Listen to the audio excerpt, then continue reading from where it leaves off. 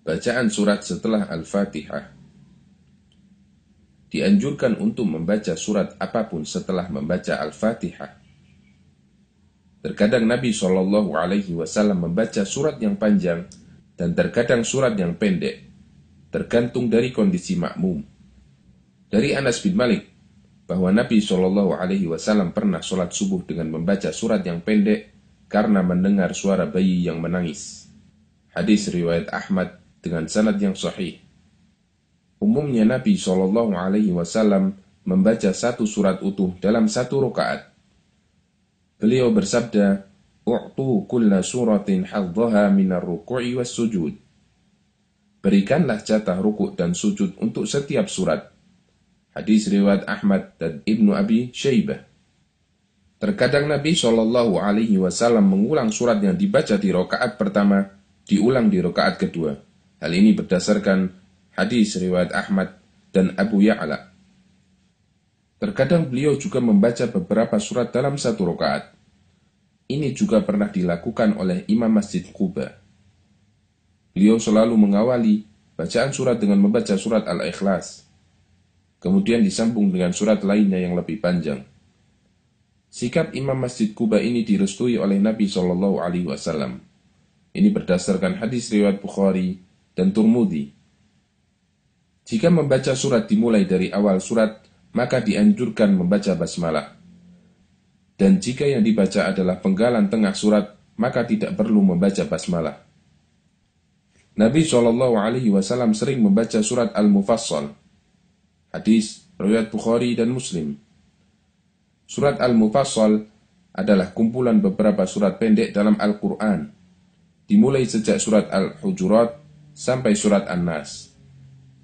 Disebut Al-Mufassal yang artinya terputus-putus karena surat-surat ini ayatnya pendek-pendek. Umumnya rakaat pertama lebih panjang daripada rakaat kedua. Hal ini berdasarkan hadis riwayat Bukhari dan Muslim. Di antara surat yang sering dibaca Nabi SAW ketika sholat wajib dan sunnah adalah, yaitu ketika sholat sunnah qobliyah subuh.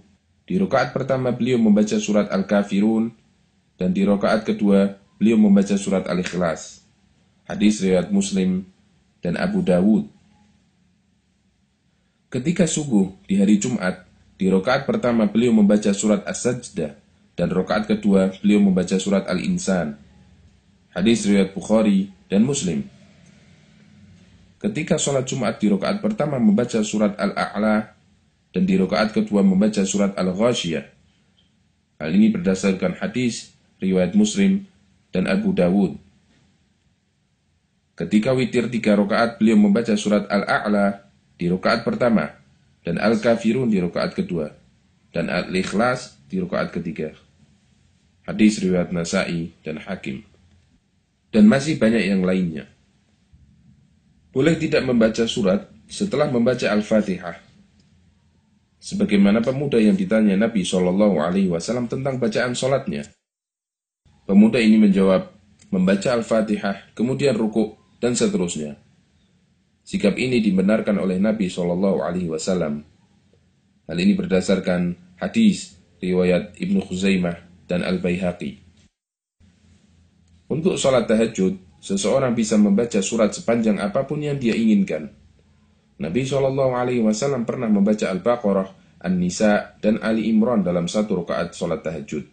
Hadis riwayat Muslim dan At-Tahawi. Alhamdulillahi Rabbil Alamin, Ar-Rahmanir Rahim, Maliki Yawmiddin. إياك نعبد وإياك نستعين اهدنا الصراط المستقيم صراط الذين أنعمت عليهم غير المغضوب عليهم ولا الضالين آمين. Kesalahan seputar bacaan sholat. Membaca surat tertentu pada sholat tertentu dengan keyakinan bahwa itu sesuai sunnah padahal tidak ada dalilnya. Misalnya, mengkhususkan surat Ar-Rahman pada saat sholat subuh.